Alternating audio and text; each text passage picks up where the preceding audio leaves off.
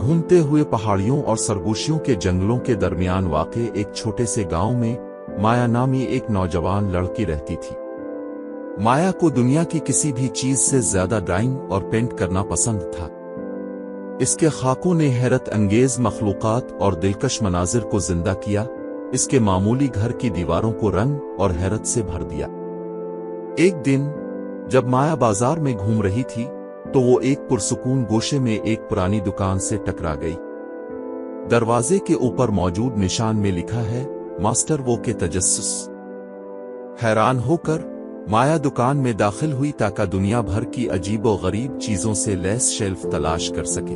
दुकान के पिछले हिस्से में धूल से भरे पर्दे के नीचे माया ने एक छोटा पेंट ब्रश देखा जिसका एक हैंडल चमकती हुई चांदी और रेशम की तरह नरम बरसल से बना था।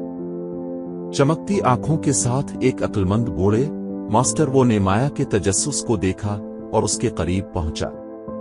वो बुर्श, माया ने चमकते पेंट बुर्श की तरफ इशारा करते हुए सरगोशी की। उसे इतना खास क्या बनाता है? मास्टर वो जानकर मुस्कुराए। आह, ये कोई आम बुर्श नहीं है नौजवान, ये एक जादुई पेंट बुर्श है। आप इससे जो भी पेंट करते हैं वो हकीकी हो जाता है।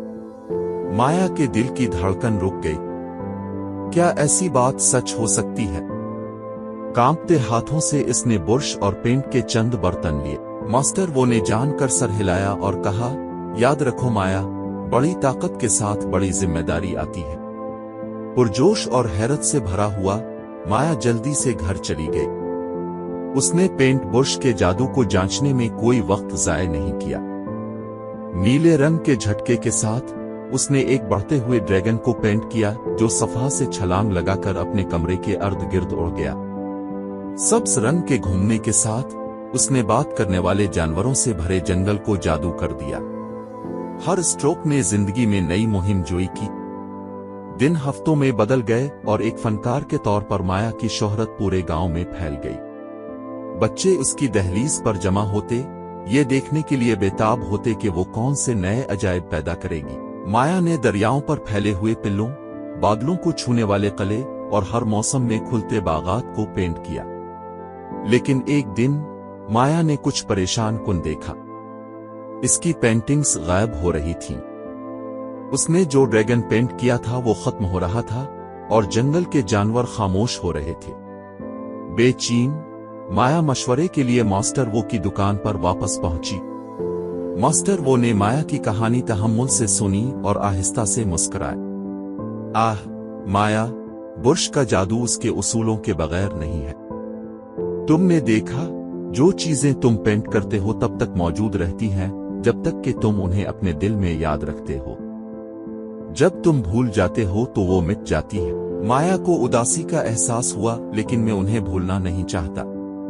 वो मेरे दोस्त हैं। मास्टर वो ने माया को एक छोटा सा जरीदा दिया।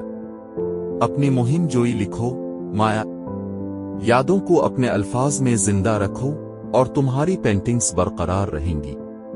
मास्टर वो की दानिशमंदी के लिए शुक्रगुजार माया अपनी तख्लीकात को महफूज रखने के लिए परज़्म होकर घर लौट गई। उसने जरीदे को अपनी जादुई पेंटिंग्स की कहानियों से भर दिया। ड्रैगन की तेज सांसें, जंगल के जानवरों की हंसी और जादुई बागात की खूबसूरती।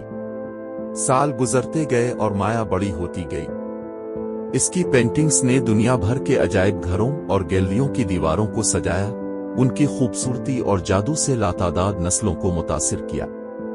और अगरचे पेंट बुर्श बिलाखिर अपनी चमक खो बैठा, माया की कहानियां और यादें हमेशा की तरह मुतहर्रिक रही, क्योंकि माया ने जान लिया था कि हकीकी जादू सिर्फ बुर्श में नहीं बल्कि दिल में है, जो तखय्युल के अजायबात को तख्लीक करता है और उनकी परवरिश करता है। और इस तरह इस छोटे से गांव में माया की मीरास जिंदा रहती है, ख्वाबों की ताकत और इस जादू का सबूत जो हम में से हर एक के अंदर रहता है।